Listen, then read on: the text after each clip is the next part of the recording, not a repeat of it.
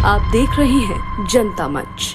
केंद्रीय कर्मचारियों की तरफ से लंबे समय से एनपीएस को खत्म करके ओल्ड पेंशन को बहाल करने की मांग की जा रही थी, लेकिन सरकार ने बीच का रास्ता निकालते हुए यूनिफाइड पेंशन सिस्टम यूपीएस को लागू किया।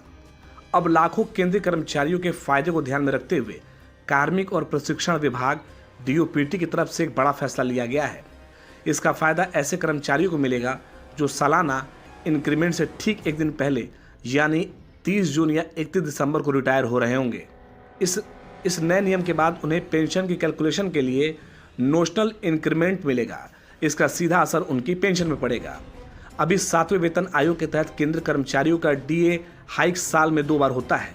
पहला 1 जनवरी से लागू होता है और दूसरा 1 जुलाई को लागू होता है, लेकिन कर्मचारियों का रिटायरमेंट 31 दिसंबर और 30 जून को होता है। ऐसे में रिटायर होने वाले कर्मचारी 1 जनवरी और 1 जुलाई से लागू होने वाले फायदे से वंचित रह जाते हैं। लेकिन अब डीए हाइक का फायदा नोशनल इंक्रीमेंट के जरिए कर्मचारी को दिया जाएगा। सेंट्रल सिविल सर्विसेज रिवाइज्ड पे नियम 2006 के तहत 1 जुलाई को एनुअल इंक्रीमेंट की तारीख तय की गई थी। बाद में 2016 में नियम बदले और 1 जनवरी और 1 जुलाई के आधार पर 2 इंक्रीमेंट तय हुए, लेकिन इसमें 30 जून या 31 दिसंबर को रिटायर होने वाले कर्मचारी केवल 1 दिन के अंदर से इंक्रीमेंट से चूक जाते थे। इसका असर उनकी पेंशन की राशि पर पड़ता था। इस मामले ने 2017 में मद्रास हाईकोर्ट के एक फैसले के बाद ध्यान खींचा। इसमें कर्मचारी को पेंशन के लिए नोशनल इंक्रीमेंट दिया गया। साल 2017 के बाद कई कर्मचारियों ने इस मामले को कोर्ट और ट्रिब्यूनल के समक्ष उठाया। 2023 में सुप्रीम कोर्ट ने फैसला दिया कि ऐसे कर्मचारियों को पूरे साल की सर्विस और अक्षय प्रदर्शन के आधार पर नोशनल इंक्रीमेंट मिलना चाहिए। इसके बाद 2024 में इस फैसले को दूसरे ऐसे ही मामलों पर भी लागू किया गया।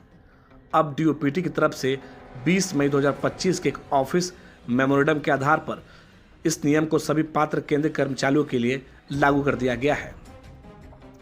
पेंशन की कैलकुलेशन कर्मचारी के आखिरी वेतन और सर्विस पीरियड के आधार पर होती है।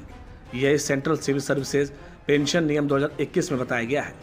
उदाहरण के लिए यदि कोई कर्मचारी 30 जून को 79,000 रुपये के वेतन पर रिटायर होता है और 1 जुलाई को उसे 2,000 रुपये का इंक्रीमेंट मिलना था, तो पेंशन की कैलकुलेशन 81,000 रुपये सैलरी के बेस पर होगी, न कि 79,000 के आधार पर।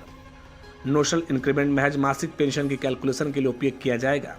यह अनरिटायरमेंट बेनिफिट जैसे gratuity, leave, encashment, pension communication, value earn leave या हाफ पे लीव, अनकैशमेंट और ग्रुप इंश्योरेंस स्कीम पर पेमेंट पर लागू नहीं होगा। इनकी बेस पर होगी। नियम में बदलाव होने का फायदा लाखों केंद्रीय सरकारी कर्मचारियों को होगा। ये उनके पूरे साल के योगदान को सम्मान देता है और रिटायरमेंट के बाद उनकी पेंशन को बढ़ाता है। ब्यूरो रिपोर्ट, जनता मंच। अभी तक आपने हमारे चैनल को सब्सक्राइब नहीं किया है तो दिए गए स्क्रीन पर हमारे जनता मंच चैनल को सब्सक्राइब करें और बेल बटन दबाना बिल्कुल न भूलें।